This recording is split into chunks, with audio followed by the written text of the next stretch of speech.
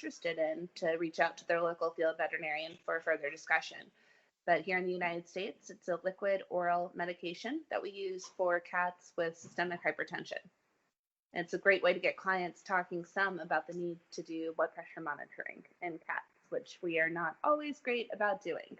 Also, NexGard, of course, it's one of our favorites as far as a company, especially with the recently approved, well, about a year now, we've had the Lyme label from the FDA. So we're the only flea and tick product that's labeled to prevent transmission of Lyme. So very cool, especially with Virginia being a hotspot for that disease. Like a hotbed of growth for tick-borne diseases. We really kind of won the lottery. Yeah. We get all the good ticks and all the good diseases. So I just think something about the longhorn tick really taking hold now in the States. It's doing its thing. It's doing well. Yeah, but the tick's really taken off. It's having a great time. It's spreading quite a bit. So. And I think I read that it's actually one of the ones where it hurts when it bites. Yeah. The mouth parts are actually relatively small. I was asking this about the other day, but they're sturdy enough and strong enough that they have to penetrate the hide of cattle. So they really hurt. It's a painful bite. So it's not like some of these other guys where you don't feel it as much until afterwards. Like this one, it would make you hurt. My dog prefers NexGard.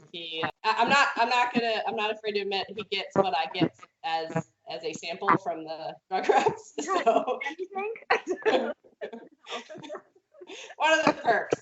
But he gets mad when we run out of NexGard. I'm like, man, I'm sorry. Like this morning I had to hide it I tried milk-soaked Chex just to see because the kid left it on the floor. And it didn't work. So I had to use like the Baby Bell cheese. That or liver sausage, which is so gross that I tried not to touch it. Cheese would work for me. Yeah. Otherwise he spits it out and he's like, where's my NexGard? I'm like, sorry. Yeah, NexGard's amazing with the palatability, and HeartGard's the only one with real beef in it. So pretty much like anything loves that. It's amazing. Yeah, he got. So I even tried I gave him because I break up the HeartGard, right? So I gave him part of his HeartGard, and then I tried to slip in the other one, and then he spit it out, and then I gave him the other part of his HeartGard, and then tried to mix it with Chex, and it was a whole debacle. Oh my gosh. Try out pill pockets if that's what it comes down to. Right. No, I know, and he just looked at me like I would have eaten the NexGard. I'm like, I know, I'm sorry, your mom's cheap. I'll take care of you. What are you gonna do about it, sir? I'm sorry. Well, and I think that sometimes experiments like that are actually good for veterinarians because all the time we recommend just give this, just give that. And then until you actually have a pet, my cat is hard to pill, super hard to pill. And until you have a pet where you've actually had to do it, I think it finally puts us in the owner's shoes and lets us realize what it is we're really asking them to do. Every day or twice a day, it's amazing to me sometimes with these drugs. And my arms are permanently scarred from cats trying to pill them on my own in clinics. So that's why having, so we have a few different approaches on that. HeartGard for cats is still available. It's not one that's incredibly popular because one, we don't, as much as we should talk about it, we don't talk about feline heartworm diseases. Mm-hmm. But getting a cat to eat anything it's supposed to eat, it won't. If it's something they're not supposed to eat, you better believe they'll be on that. So it's difficult, but we have topical Centrogard to help address that. That's the intestinal parasite and heartworm prevention. And then we also have Symetra, like I mentioned, for feline hypertension to help avoid. One of the benefits, truthfully, is to avoid having to pill cats. It's a liquid oral medication that you can put on their food, so it makes life easier. Started with then Mariel, now BI. Did you have to go to how to be a pharmaceutical veterinarian camp or? I went kind of like camp, so it was fun. The veterinarians go through the same training as the territory managers or sales reps, and they send us down for 4 different weeks of training at the time, I was in different locations around Atlanta. So it felt like camp. You're at a hotel with all of your friends that you go through training with, and you bond with that class. And you're at Lake Lanier or Stone Mountain, all these different little resort hotels. So it was super fun. It's a little bit different now because they have everything at headquarters, but it was very interesting. You get a week on flea tick, a week on heartworm, a week on therapeutics, so the time Privacox mostly, and then Oravet.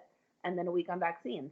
So now things have changed up a little bit because we have so many more products like Vetmedin, Medicam, Symentra now, and just kind of adding different things. That we go through 4 weeks of training along with the sales reps, so we make sure we're technically sound in that sense. But then we also have veterinary specific training. They'll take us to communications classes, speaking training, facilitation training, something that they call, I think it's like sophomore boot camp or something, where they take us all out to have one or two very senior folks in the field come meet with like 4 or 5 of us that are in the first year and kind of go through the ins and outs of 20-year history of some of the products, and very interesting. So you get a lot of information broken into different periods throughout your first few weeks or few months. Few months. Wow. Yeah, and we have a chance to work with folks like Dr. Dryden out at Kansas State University. That his license plate actually says Dr. Flea, to put in perspective with where his passion is. So we'll do like an in-depth training with him for fleas and ticks and heartworm and different parasites for a week.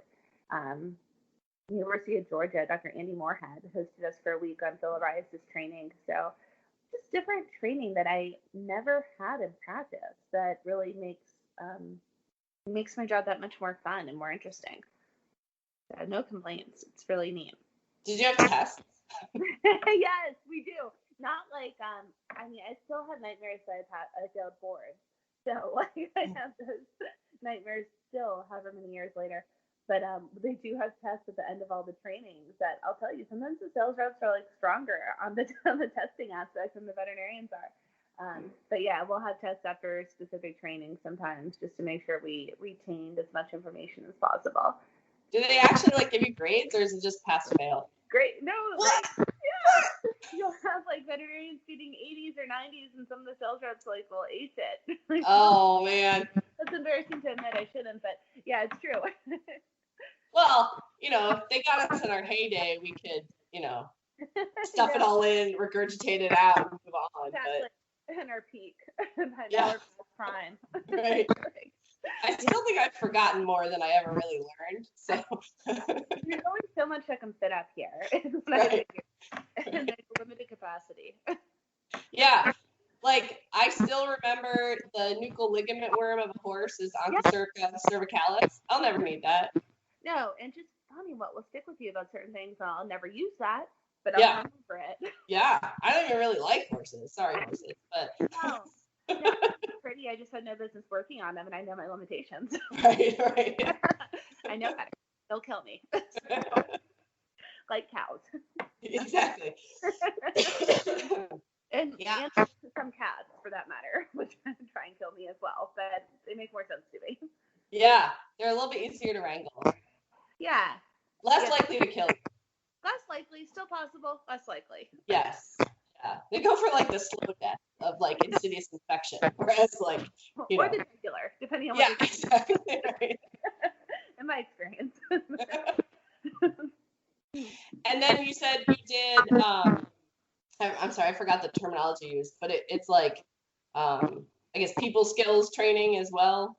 Yeah, so we'll go through communications training or facilitation or speaking training. So it just depends on kind of our specific interests, and that's definitely an area of interest to me. So I've sought out different training classes outside of the company even to make sure I'm as good as I can be, despite some of my hiccups still with speaking, but just to work on those skills. Because a lot of our job is communication. Some of the best ideas are lost in miscommunication. So being able to clearly discuss, my ideas, my thoughts, our company message, and also get different ideas across with compassion, fatigue, and wellness and different ways people can take care of themselves, that's very important to me. So we offer facilitation training to work with large groups. We offer communications training or speaker training, depending on the individual interests of the veterinarians. And just for example, last week I was up at Yale University, New Haven, Connecticut, to attend a training from Institute of Healthcare Communications. They're a group that's been around for close to 30 years, initially starting in human healthcare. Around 2001, they started sponsoring them from the veterinary side, and they formed a whole curriculum with probably 10 to 15 different modules specifically tailored to veterinarians and their need for communication with clients and each other and teams. So I attended one of the trainings, the train the trainer, so to speak, just to get a feel for kind of what they're doing. And that was fascinating, having a chance to sit in and listen. On the side note, one of my classmates who I haven't seen since 2010 happened to be there, so that was wonderful too. But it was just a really good training, and hopefully it's something that we can start to do more as a profession and within my company specifically. Yeah, I think that's great. Yeah. Like, I think the hardest thing as a veterinarian is, like, the two hardest things are learning to communicate all this like medical jargon in a way that makes sense. And because you're taught to think in algorithms, right? And most people don't think in algorithms. Like, most people think in like linear fashion, whereas like I feel like, well, technically I think my brain is like a rubber ball in a bouncy room, but like but you know, like most veterinarians just have this like if this then that, and then there's like the 5 rule outs, but most people are very linear in the way that they think. Yeah. And I think that, and then learning to say you don't know, I think is really hard. Isn't that the truth? Like just saying it's okay. I'm gonna go but I don't know offhand. Yeah. It took me like a solid 6 years before I could say in the room, like, you know, I don't know, but we'll figure it out together. You know, like they appreciate that, I think. Yeah. I mean, I think when you're really young, they don't, because then they get kind of scared. but when you're been in practice, a little more senior, if you will. Yeah. But it's also funny, like having trained interns, teaching them like the different phrases you can use that basically means like, I got to leave to go look something up. But you don't say that to clients, you know?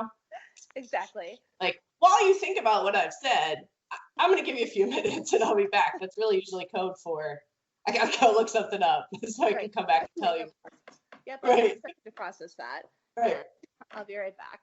Yeah. Whereas now I'll literally like vent it in the room, you know, like, because sometimes clients like to see what you're looking up and, you know, they get an inside glimpse as to how we kind of break down the information, because nobody knows everything. No. I remember one specific case I had. It was a dermatology case that was stumping me, and I was pretty sure where it was, but I brought out the book and literally was like, client and I were going through pictures in the book. I'm like, I think this is what it is. Look at your pictures of your dog and look at your this, and right. It was. But I think she appreciated that. Yeah. But we need to just realize like we can't know everything. We can't be everything, do everything.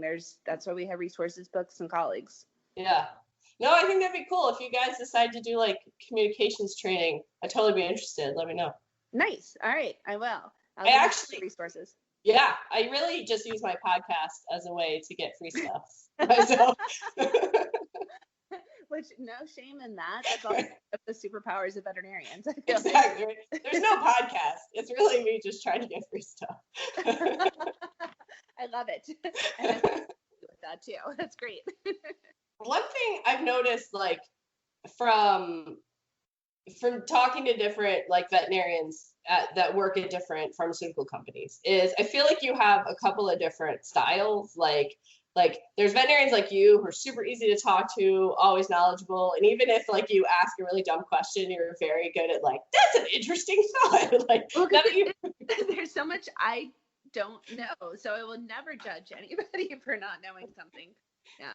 Yeah, see, I would totally judge. Because I judge myself, and I'm like, that's a really dumb question, but I'm asking you. But then, like, going along with that, I've talked to a few, like, veterinarians from pharmaceutical companies that just seem, like, really defensive. And I wonder, like, in the training that you go to, I'm assuming that's something that, you know, you guys talk about as far as not taking things personal or how to diffuse complaints about your product or other company products. Yeah, we go through a fair amount of like sales training, or how to work with people training, the sales reps and the vets do. And it's interesting because the training processes change. Like initially we were with one training module, if you will. And then a couple of years later, we brought in another company to train us in a different approach for selling or for talking to people. So I think that plays into it. Each company has like their own approach or model for working with folks. Yeah.